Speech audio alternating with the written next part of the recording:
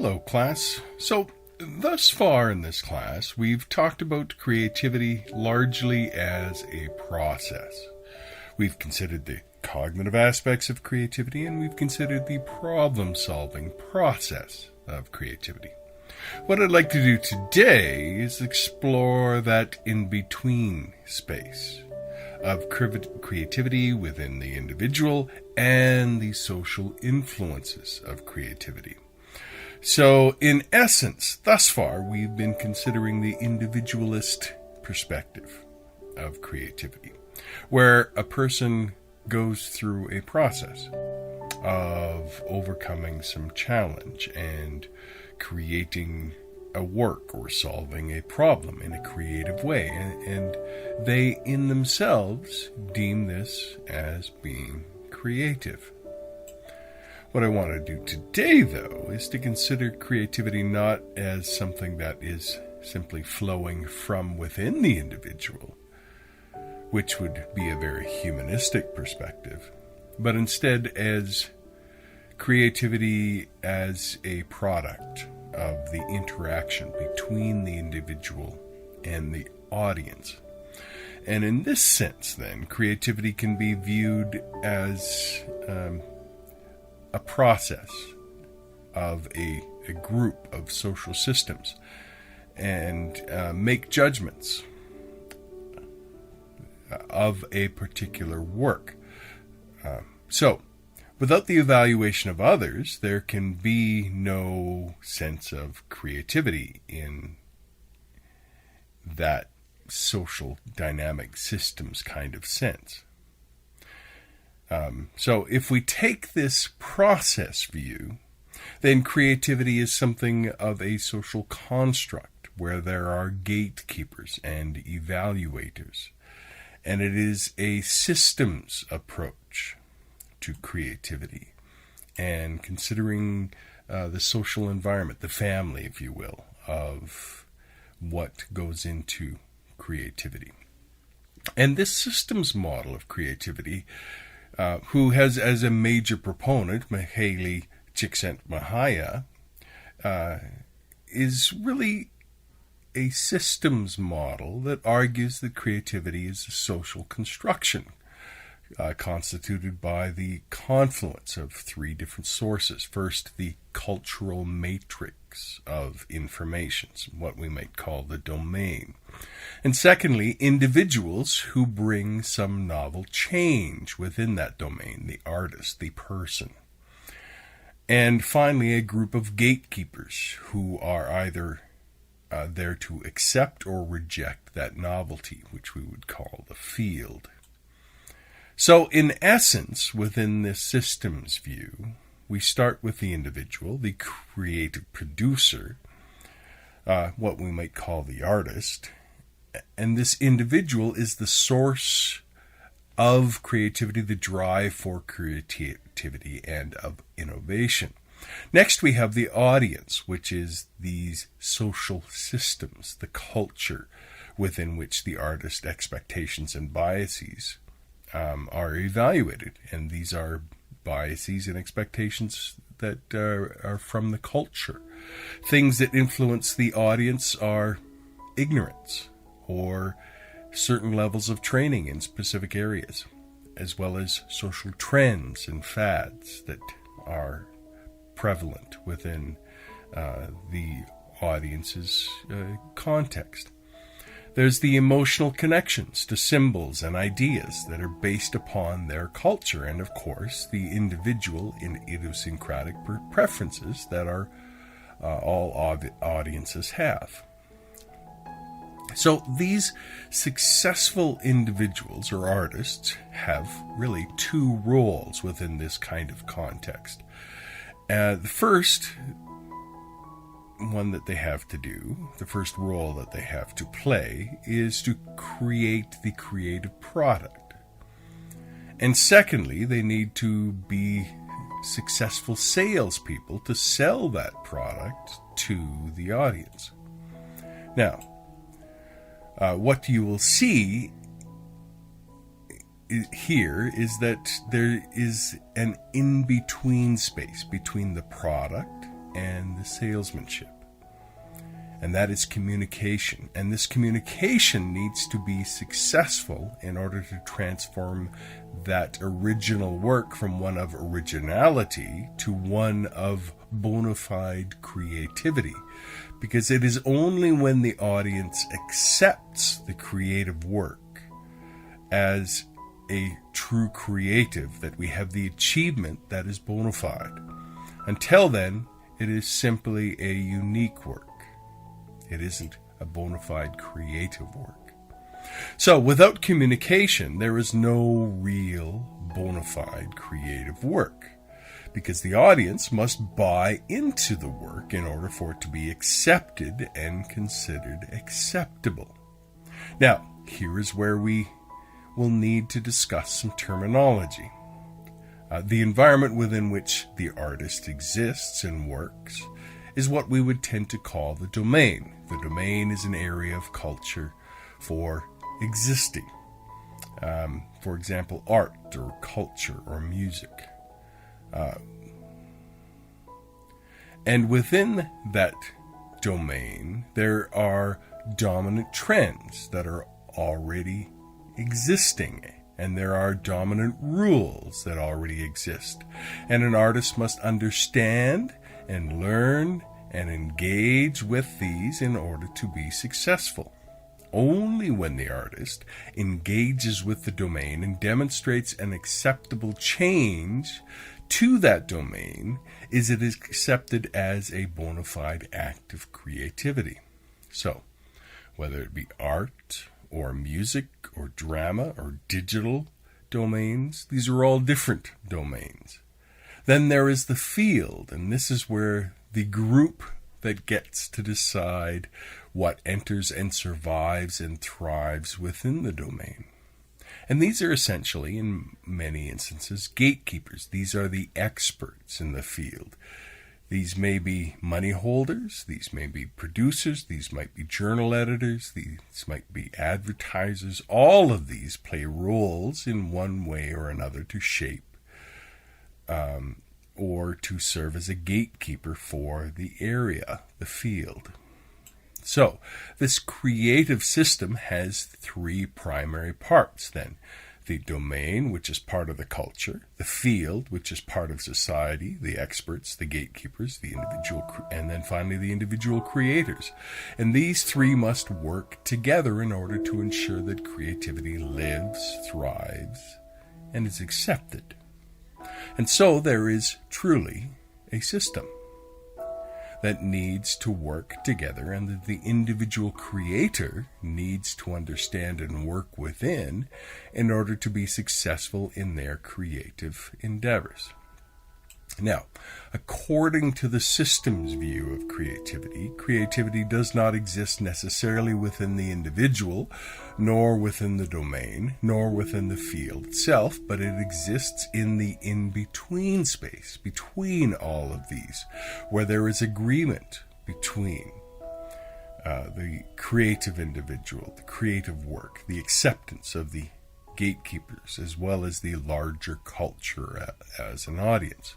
Now, this systems approach, I hope that you will see, makes it fairly clear that there are limitations to the amount of change that is acceptable within a period of time.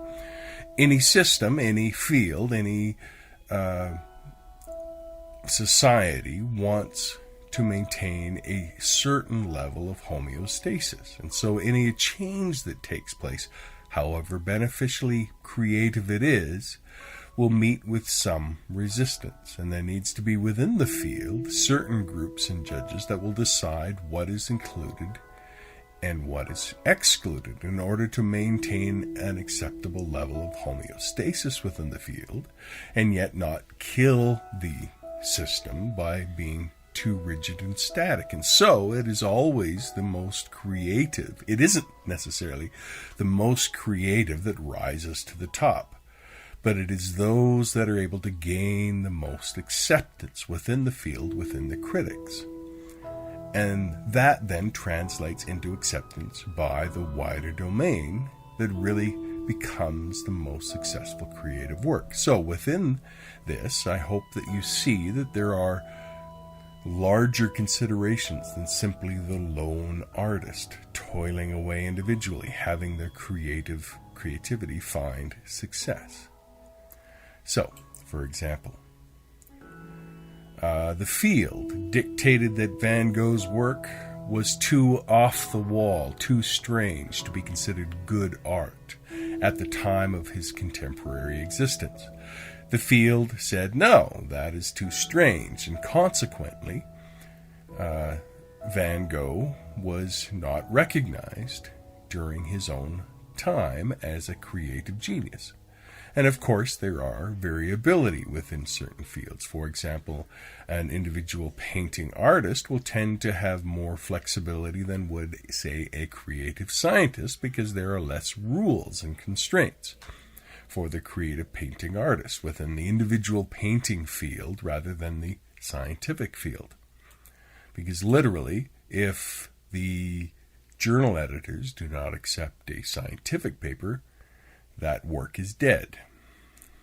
So, when you look at history and you consider creativity as a systems approach, you can start to understand that it isn't necessarily that a certain period in history was devoid of creative individuals, but likely, far more likely, is that there was the ineptitude of the fields and an ignorance of the gatekeepers. And that is what stifled the creativity that might have otherwise transformed that field and transformed that field in a specific time in history.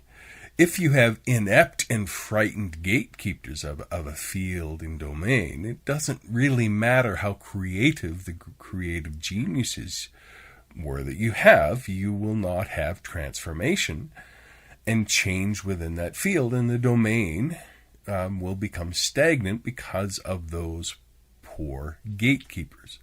And so it is so very important that these gatekeepers within the field are well trained and are knowledgeable, as well as likely and also open to the individual artists in order to receive them. This excellent training is just as important to the creative work as is the individual artist. Both need to be in place in order for there to be true creative transformation and for society to benefit from that creativity. So, in the final analysis, it is the community and society at large, not the individual alone, that makes creativity manifest. So, what we can really say is that there needs to exist a critical mass. It takes systems working together, and it takes a critical mass for things to really begin to move forward within creativity. And that, I believe, is where the whole idea of zeitgeist comes in. Now, zeitgeist is a German word that comes straight from the German, where you have Zeit for time and Geist for spirit. And it really means the spirit of the times. And it goes on to suggest that there's, a spirit of the time culturally or religiously or intellectually within a certain period in history. And you can think, for example, about how Woodstock symbolized the 1960s. And Woodstock was part of the zeitgeist of the 1960s. Whatever seems particular to or symbolic of a certain time is likely part of its zeitgeist, therefore. And one of the crucial things within the zeitgeist of a time is having critical mass within these systems in order for everything to work together and to find transformation in a defining way of being. So let's think of the mind and how the mind works in consciousness. So, for example, it takes a critical amount of neurons working together in certain types of neurons working together in order for consciousness to be achieved. And along those same lines, it takes different types of consciousness working together in order for there to be a truly functional, adaptive human being. So, too, it takes a critical mass of artistic geniuses working together to engage and to have a dynamic, lively field and domain, and it takes these various domains and fields working together to have a strong, vibrant, creative society at large. And so at times, when the systems within systems begin to work together, we have a spirit of the age that comes out of this, a zeitgeist, a certain way of viewing the world that is transformative and that can look at a certain place in time and say, look at what happened here. Isn't this beautiful? Isn't this wonderful? And I'm going to give you an example. I want you to just think for a moment, and this is kind of an odd example, but it's one that I find very important that we have in the world. At a certain period of time in Europe, in Austria, at a certain Jewish grade school, and this Jewish grade school had some particular students within it over a period of about a decade. And this was in Vienna, Austria, and there were a number of alumni from this one particular grammar school. And a number of figures came out of this, namely Sigmund Freud, Alfred Adler, and Viktor Frankl. Now, without these people, we would not have psychoanalysis, we would not have individual psychology, we would not have humanistic existential psychology, and we would not have logotherapy.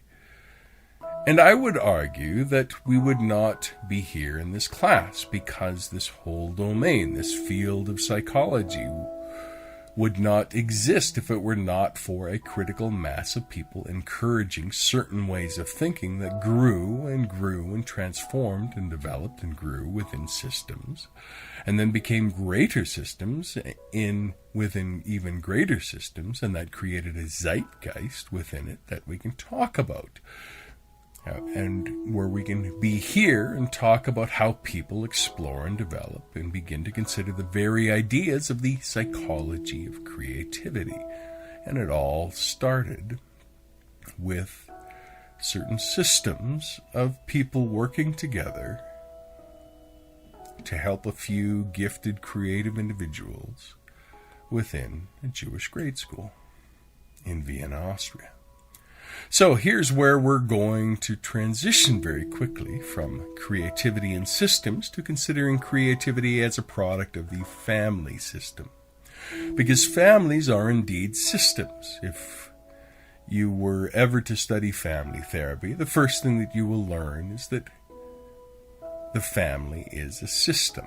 And it is a system that works very intensely to maintain homeostasis through emotional manipulation. So a family, a system, can also nurture creativity as well as stifle creativity. And while I would argue that a family is a very important part of developing the creative genius within a person, there are certain parenting styles where parenting can either stifle or encourage a child's locus of control, and in so doing spur on the creativity of the child and the engagement of the child and eventual communication skills of the child, so that they can not only create good works, but they have the skills necessary to navigate these systems within creativity. And what we see is that parental styles have a very powerful influence upon the development or stifling of creativity. A authoritarian parenting style that is very rigid and based upon rules and proper order has a tendency for emotional suppression and has a detrimental effect upon creative thinking and creative work. Whereas if a child is encouraged to engage with their own locus of control and are considered to find and encouraged to find an autotelic, self-rewarding experience within their works, where there is less restriction and more autonomy, in essence, a less authoritarian parenting, then there is more creativity and there is more willingness for the child to engage in creativity. And the more early on that this is the case, the more opportunity that there is afforded to discovering rewards given for the child for working toward that autotelic experience, that self-rewarding experience, and the stronger the individual artist will be. So in essence, the creative child will flourish when the parent is an authority but provides an opportunity for success and engagement with the child. And this is in contrast to the authoritative parent that controls every aspect of the child's life, or the laissez-faire parenting style that does not encourage any engagement with the child whatsoever. So let's look at some examples of family as a system that encourages creativity. And here we can just simply look at music. Within the king of rock and roll, Elvis Presley himself. He grew up in a close-knit family where music was encouraged. In fact, engagement in music was considered to be part of the essential spiritual life of the family, within the family. And so there was a strongly encouraged milieu for engaging in music and a level of freedom that was there. That was emotionally rewarding for engaging in music, and there was not a severe punishment if you didn't necessarily succeed. There was a joy to be found within music, and this joy encouraged Elvis to gravitate towards engaging in music. And not only that, having the courage then to engage in youth talent contests, which he did. And at a very early age, with the help of his parents, at the age of 5, obviously, was when he won his first music contest. And what he won was $5 worth of rides at a county fair. And from then on, he was hooked on performing music. Similarly, Diana Ross, a core member of the musical group The Supremes, had a very similar story. She grew up in Detroit, Michigan, very close-knit family in a very low, rough income area.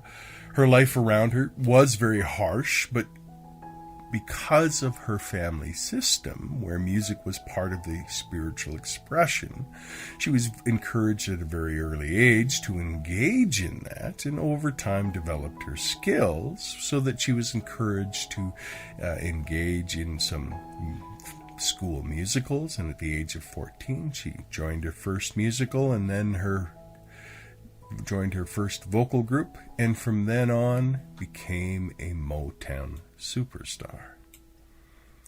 So I hope that you see within this that creativity is not necessarily just something that is within the individual, but it is the individual being part of the larger social system, and that the social system does play a significant role in the nurturing of creativity and in the expression of creativity and in the acceptance of creativity.